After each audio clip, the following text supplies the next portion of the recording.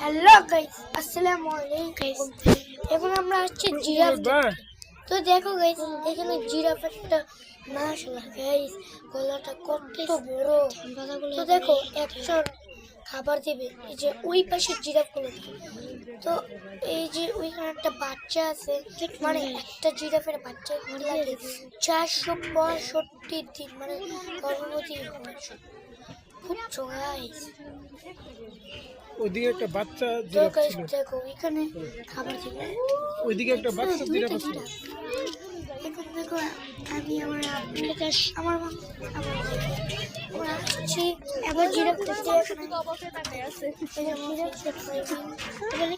মানে এটা সিজন 2 চলে আসছে। আগে সিজন 1 ছিল, মহিষ সব দেখবো। Bye bye.